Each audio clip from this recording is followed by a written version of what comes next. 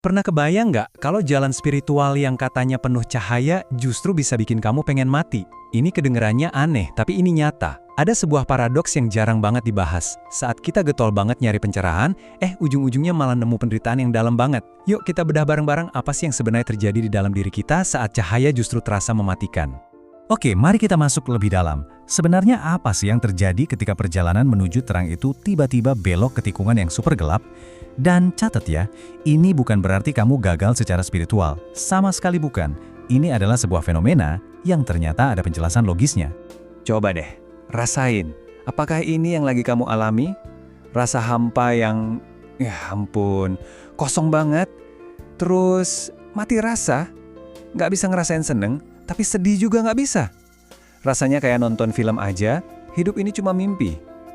Dan yang paling berat, muncul keinginan buat udahan. Bukan karena benci sama hidup, tapi karena capek banget nanggung rasa kosong ini.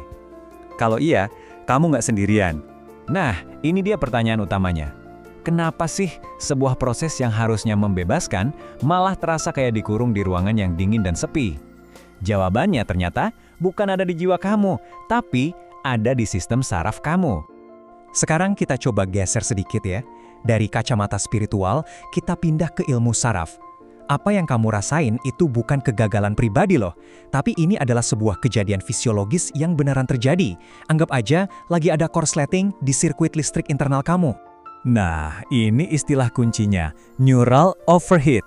Coba bayangin, tubuh kamu tuh sebuah rumah. Kamu pengen pasang lampu yang super terang, ini ibaratnya kesadaran yang tinggi. Tapi kalau kabel-kabel di rumah itu, alias sistem saraf kamu, nggak cukup kuat buat nahan listrik sebesar itu, apa yang terjadi? Ya, korslet.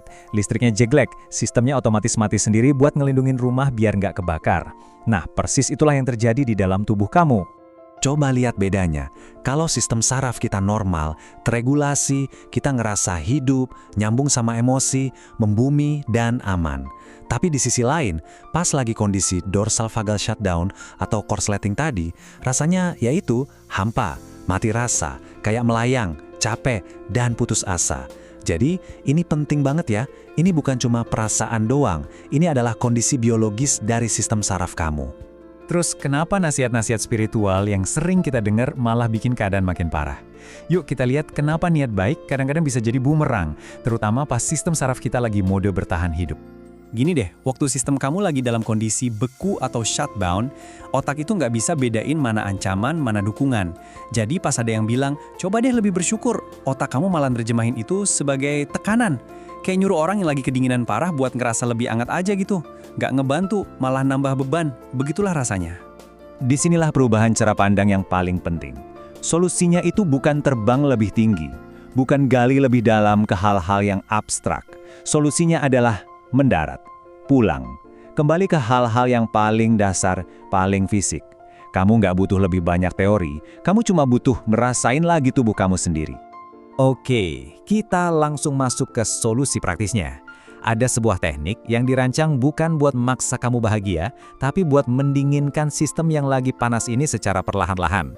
Kita sebut aja ini teknik embun. Prosesnya simple banget, cuma ada 3 fase. Pertama, stop ngelawan. Kasih izin rasa hampa itu buat ada, nggak usah dihakimi. Kedua, kita bangun jangkar. Maksudnya, kita sambungin lagi kesadaran kita ke tubuh fisik kita. Dan yang ketiga, kalibrasi ulang. Pelan-pelan kita benerin lagi jalur sarafnya biar bisa ngerasain lagi. Simple dan sangat bisa dilakukan. Gimana cara bangun jangkarnya? Gampang banget. Coba deh sekarang juga rasain telapak kaki kamu nyentuh lantai. Sadari sensasinya. Pas kamu minum, coba rasain hangatnya cangkir di tangan kamu. Cium aroma di sekitar kamu, dengerin detak jantung kamu sendiri. Rasain napas yang ngalir masuk dan keluar tanpa perlu diatur. Inilah jalan pulangnya. Oke, sebagai penutup, ada pesan yang penting banget buat siapapun di antara kalian yang ngerasa tersesat dalam kondisi sadar tapi kosong ini. Saya ulangi lagi ya, dan tolong ini diingat baik-baik. Kamu nggak gila. Apa yang kamu alami itu adalah respons biologis yang sangat wajar terhadap beban energi yang terlalu besar.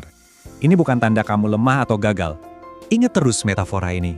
Kamu itu nggak rusak, kamu cuma lagi ngalamin korsleting. Dan sama kayak sirkuit listrik, sirkuit saraf kamu itu bisa diperbaiki dan diatur ulang dengan cara yang tepat. Kamu nggak perlu kok melupakan semua kesadaran yang udah kamu dapat.